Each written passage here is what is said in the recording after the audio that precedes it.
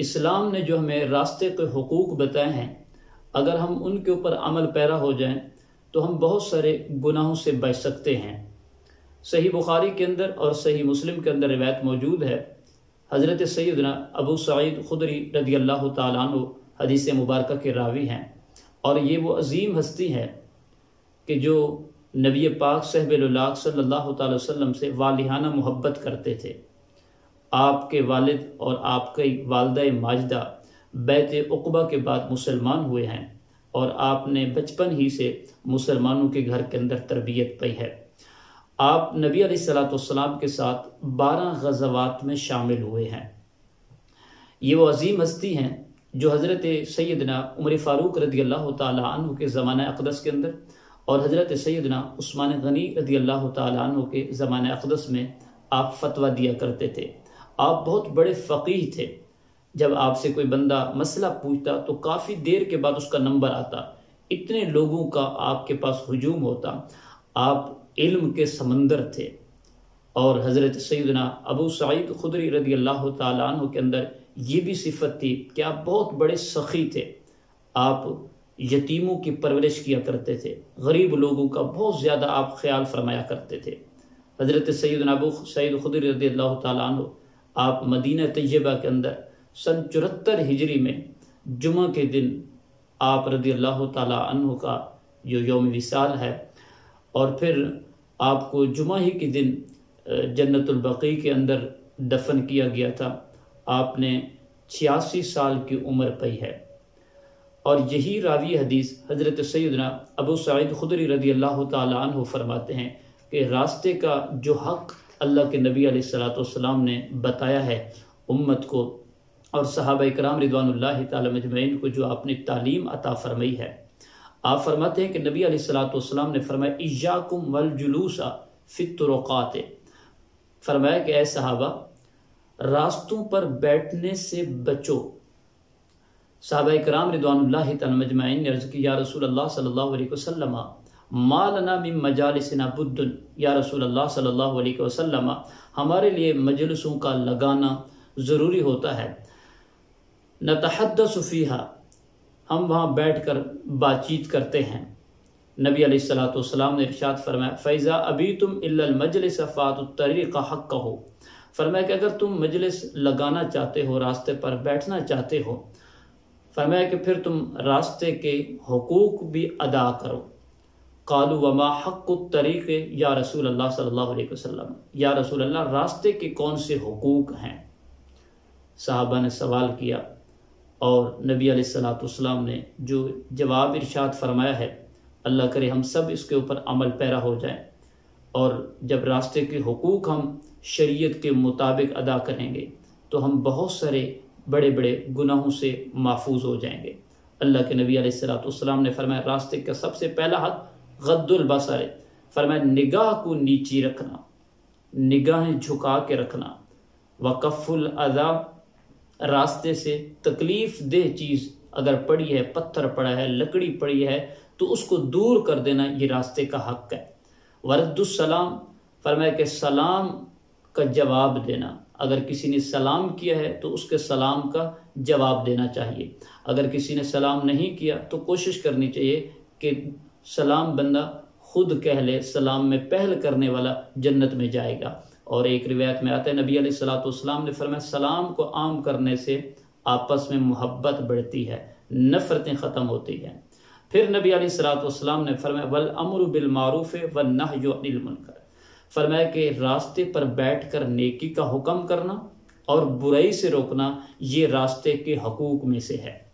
अगर आप बैठे हैं, आपके साथ चंद दोस्त बैठे हैं, अजान का वक्त हो चुका है, नमाज का वक्त हो चुका है, तो आप उनको नेकी की दावत दें कि नमाज का टाइम हो चुका है, अब यहाँ से मजलिस ख़त्म करते हैं, सीधी जाकर नमाज पढ़ेंगे, उसके बाद अपने मामलात करेंगे।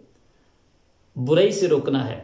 आपके साथ दोस्त बैठे हैं, आजकल हमारे हाथ में मोबाइल होता है, अगर चंद दोस्त कोई गंदी चीज़ देख रहे हैं तो उनको रोकने की कोशिश करें कि आपने गाने नहीं सुनने, आपने गलत चीज़ें नहीं देखनी, ताकि आप जहाँ मजलिस में बैठे हैं रास्ते में, तो वो उसके हुकूक अदा हो जाए।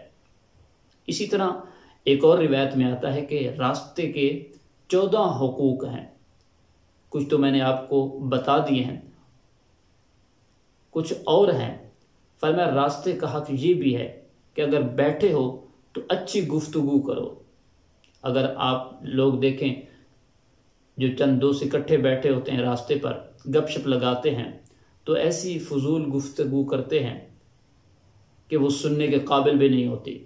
साथ घर होते हैं या मस्जिद होती है, तो फिर वहाँ जो बंदे बैठे हैं घर में हैं या मस्जिद में हैं, वो भी डिस्टर्ब होते हैं। इसलिए हजूर ने फरमाया कि रास्ते का हक ये भी है कि अगर बैठे हैं तो अच्छी गुफ्तगू करें। फरमाया कि अगर कोई ज़्यादा बोझ अपने हाथों में उठा के जा रहा है तो उसका बोझ हल्का करें।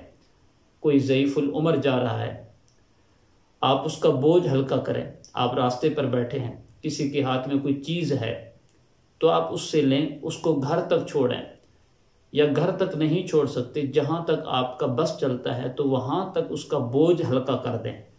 फरमाया कि मजलूम और मुसीबत ज़दा के साथ आप ताउन करें। कोई मजलूम है, कोई मुसीबत में फंसा हुआ है, आप रास्ते पर बैठे हैं तो आप उसकी मदद करें।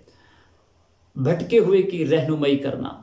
कोई नबीना जा रहा है, आप बैठे हैं रास्ते पर, तो उसकी उंगली पकड़ें, उसको थोड़ा सा आगे लेकर जाएं, या उसको दूसरी तरफ सड़क पार करानी है तो उसका हाथ पकड़ें, उसको दूसरी तरफ लेकर जाएं, या जहां उसने जाना है अल्लाह तौफीक अता फरमाए तो उसका हाथ पकड़कर, या हमारे पास सवारी है तो सवारी पर बिठाकर उसको ले जाएं अपनी मंजिल मकसूद तक। फिर फरमाए अगर किसी को छींक आई है तो उसका जवाब देना, ये भी रास्ते के हकूक में से एक हक है। तो अल्लाह पाक हम सबको रास्तों के हकूक को समझने की तौफीक अता फरमाए और सहाबा इकराम रिदवानुल्लाहि तआला अजमईन की तालीमात के ऊपर रब्बे कायनात हम सबको अमल की तौफीक अता फरमाए। हम रास्ते के हकूक का ख्याल नहीं रखते। अगर हमारे घर से पानी जा रहा है, हम नहीं देखते कि यार कितने लोगों को हमारे इस पानी की वजह से तकलीफ़ हो रही है, कितने लोग हैं जिनके कपड़े ख़राब होते हैं, और कोई ऐसे नबीना भी होंगे जो हमारे पानी की वजह से वहाँ से गुज़र नहीं सकते। तो मुसलमानों के हुकूक का ख्याल रखना चाहिए, इंसानियत का ख्याल रखना चाहिए। जिस तरह नबी अलैहिस्सलाम ने फरमाया कि रास्ते में अगर कोई तकलीफ़ देह चीज़ पड़ी है तो उसको दूर कर देना चाहिए। अगर कोई तकलीफ़ देह चीज़ नहीं पड़ी तो ख़ुद भी दूसरों के लिए तकलीफ़ का बायस नहीं बनना चाहिए, तकलीफ़ का सबब नहीं बनना चाहिए। कि रास्ते में आप दरमियान में खड़े ना हों, शहद की कोई गाड़ी आ जाए आपको नुकसान पहुँचे, तो इसलिए रास्ते की साइड पे खड़े हों, किनारे पे खड़े हों, ताकि किसी को भी तकलीफ़ कोई ना हो। आने जाने वाले लोगों को, या एक घर से कोई औरत निकलने वाली हो और आपको देखकर वो अपने घर में ठहरी रहे, दूसरे घर तक ना जा सके, तो ये भी तकलीफ़ है। इसलिए नबी अलैहिस्सलाम ने बड़ी प्यारी तालीमात हमें अता फरमाई है। रब्बे ज़ुल जलाल हम सबको नबी अलैहिस्सलाम की सीरत तय्यबा के ऊपर अमल पैरा होने की तौफीक अता फरमाए।